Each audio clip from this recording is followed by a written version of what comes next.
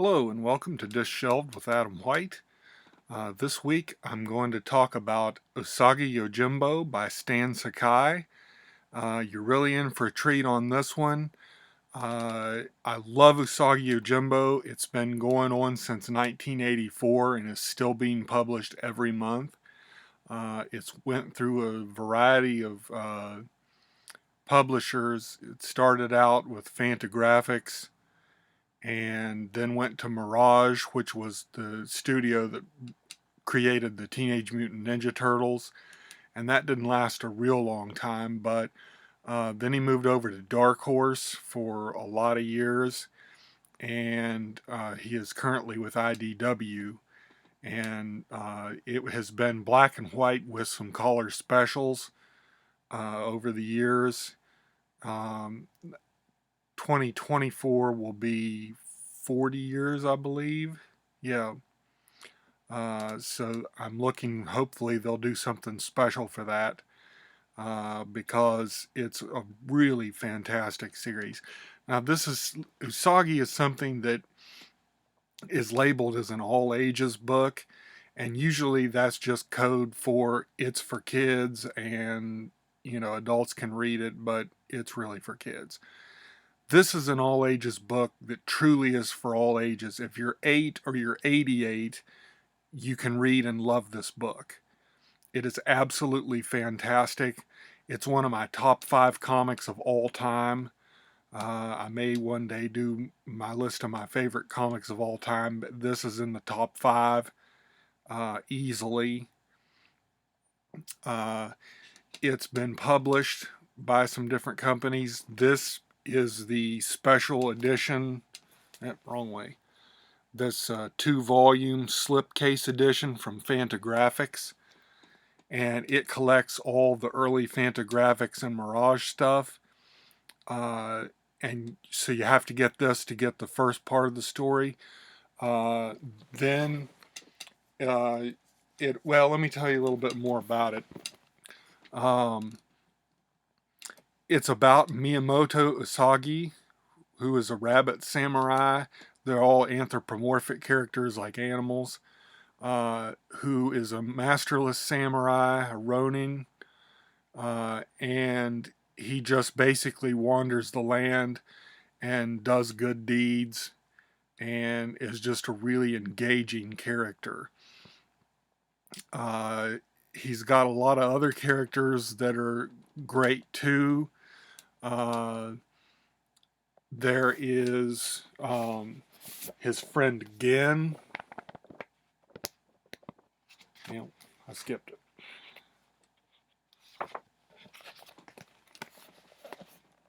His friend Gen, who's a rhino.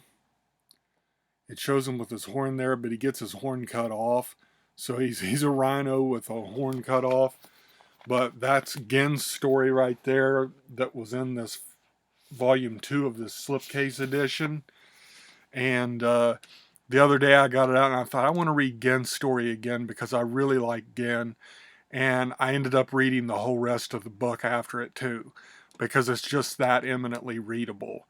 It's so enjoyable. When I finished Gen's story, I was like, I just want to read the rest of this. So it's very easily read more than once.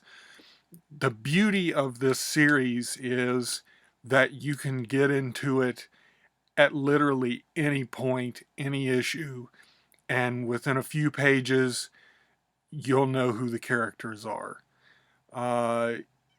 It's something that I don't think has been duplicated by any other creator. Stan Sakai is a magician.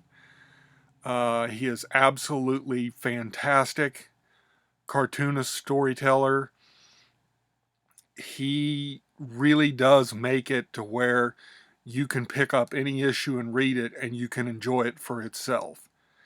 And there are some overarching storylines, and there are storylines that go straight from the beginning that are still running today, but it's just more themes than an actual plot. And he absolutely makes every issue stand on its own, and you can pick it up at any point. So that's another big plus for it, because most comics you pick up nowadays, you just look at it and you're like, what is this? I have no idea who anyone is. I don't know what they're doing or why they're doing it. With Usagi, you always know who it is. You always know why they're doing it. It's always very clear. Uh, like I said, it's been published by different things. This, again, is the slipcase version from Fantagraphics, which you can still get. I think there may even be a hardcover version of it now. The next way to get it is from Dark Horse, which is the Usagi Yojimbo Saga. These are huge collections. Each Dark Horse published 27 trade paperbacks worth of Usagi Yojimbo. The Usagi Yojimbo Saga collects 3 at a time, so there's 9 editions of this, the saga. That's the way I'd recommend getting it for the Dark Horse version, because it's the most inexpensive way and the easiest way to get all of it at once. There's 9 issues. This is book 2. It contains the Eisner Award-winning Grasscutter Saga. Let me see here. I had something marked just to show you a little bit of. Here's some interior artwork. That's Usagi there on this side. No, the other side, sorry. And that on the other side is Tomoe, and she is another ongoing character in it. That's a very interesting character. She's a female samurai that guards a young lord. This is the kanji for the Grasscutter story. I really enjoyed that opening thing for it. And then on the other side, you can see everything's backwards trying to do this. You can see some of the other. There's some bad guys plotting there. But these, like I said, they're real thick.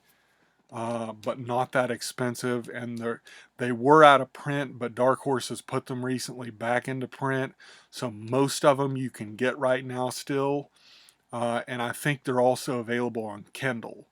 I have volumes 1 through 8 in the paperback, and then I got volume 9 on my Kindle just due to space issues, as you can tell by looking behind me in my absolutely ridiculous room. But I've got all of them, and they're all excellent. Like I said, you can pick up any of them in any order if you want to start and get volume 6, because you see it somewhere, pick it up and get volume 6. But like I said, each one of these collects 3 trade paperbacks, so it's so much easier than collecting 27 trade paperbacks, and cheaper too. So I'd highly recommend that. These are just excellent, excellent stories. Very inviting story. He sits there and just minds his own business, and then of course people come up and bother him, and they don't know how good of a swordsman he is, and he ends up kicking everybody's ass because he's that good. You can also get it today in single issue. This is number 8 of the current ongoing series. It's actually in color now. I'm partial to the black and white myself, but I love it in color too. These are, as soon as they come out, enough issues to collect a trade. They collect it in trade, so I'm doing the trades too, because I've got all the rest of it in trade paperback. But I've got some of the issues too, and it's just, if you prefer getting it monthly, it comes out every month like clockwork. I mean, Stan Sakai is a true professional. He is an absolute master, and he never misses a deadline. It's so you can so you can always count on it being out. I love this cover. Um, to this slipcase edition. Uh, it contains all the forewords the saga does, and the Fantagraphics one. They have introductions by people like Stan Lee and Max Allan Collins, and just all sorts of different people. Will Eisner does an introduction. I mean, we're talking the powerhouses here. All love Usagi Yojimbo. Now, like I said, it's about Miyamoto Usagi, who is him, and he's a masterless samurai who roams around 17th century Japan, and you learn lots of things about the samurai, about their code Bushido. Uh, you learn lots about Japanese culture at the time. Very interesting, but it's never dry. It's always interesting. You may learn in one issue about kite making and flying, or you might learn about a seaweed farm. There's all sorts of interesting things that Usagi gets into that is really really interesting, and you learn a lot about Japanese culture, and that's something I'm interested in anyway. Some of the other characters are based on Miyamoto Usagi is based on Miyamoto Musashi, who was an actual samurai. Uh, there was a famous 3-volume film starring Toshiro Mifune that is about that person and his actual history. Usagi was inspired by him. Gen, that's the rhino that I showed you earlier, he was inspired by Toshiro Mifune's version of Sanjuro, who was in the movies Yojimbo and Sanjuro. And I love those films. Akira Kurosawa directed them. I love Akira Kurosawa. I love his films. He does lots of samurai movies and all sorts of other things too. But so Gen kind of comes from him, his kind of attitude, but he's entirely his own character. He may take these characters as an homage to certain characters from film or history, but he always makes them his own. There's a swords pig named Zato Ino who is blind, and he has a wooden nose because he got his nose cut off, and he's a pig, so he has to count on his smell, so he puts on a wooden nose. And he's blind, and he's an homage to Zatoichi, which is a film series from Japan in the, I don't know, probably 50s and 60s. And I actually have the complete series on Blu-ray, and it's either 25 or 27 films, I can't remember, and it's about a blind swordsman who goes from town to town and just basically gets involved in samurai shenanigans in each town. People underestimate him, and then he takes care of business because he's the best. Every film is virtually the same plot, but they're so enjoyable you really don't care. So I mean, I blew through it the first time I watched him. I blew through him in no time. But that's his Zatoino, is that his version of Zatoichi. Uh, there's an Inspector Ishida, not really based on anyone in particular, but he is a crime solver, and there's some crime solving. Usagi gets in kind of like an apprentice to him and helps him solve some crimes. And so that's a little different thing they do. That was in the volume 2 of the Dark Horse.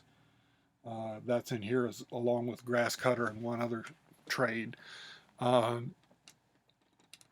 Just excellent, excellent stories. I can't begin to tell you how incredible these are.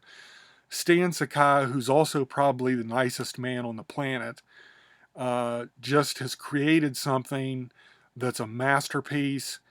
that I think will stand the test of time as a comic book and as a story in general. There's even a kids series called Samurai Usagi or something on Netflix. It's for kids though. I watched the first episode. It is definitely for kids, but so I mean, it's spawned that. It spawned a role playing game. There's Usagi and Gen on the cover there. Uh, so there's even a role playing game based on it. There's toys.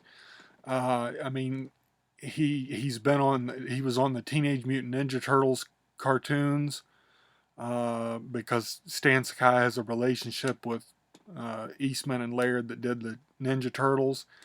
So I mean, he's a recognizable figure, and I think a very important piece of comics history. Uh, the Usagi does not get as much credit as it deserves. I mean, it's lasted almost 40 years, and he's put it out regularly. I forgot to get. There's some, like he did one called Space Usagi that is uh, a descendant of Miyamoto Usagi, and it actually had. I've got an autographed copy, and it has a little sketch of Usagi in it. I was going to show that, but it'd be too difficult to get and make you wait on this video, so I guess I'll just have to do that some other time. But excellent, excellent book. Like I said, top 5 easily in my favorite comics of all time. Stan Sakai is awesome. He really has outdone himself. He keeps the stories interesting. You never lose interest in these. It really is for any age. So I mean, if you want to give this to a younger reader, they can read it and enjoy it. And if, like I said, you could be 8 or 88 or 98 or 48 or whatever, but you can enjoy these comics.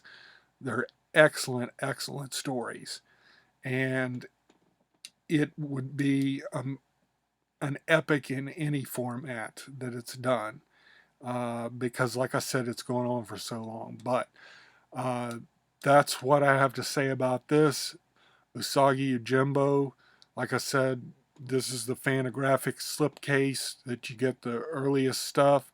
Um, the Dark Horse Saga editions, definitely pick those up. There's 9 of those.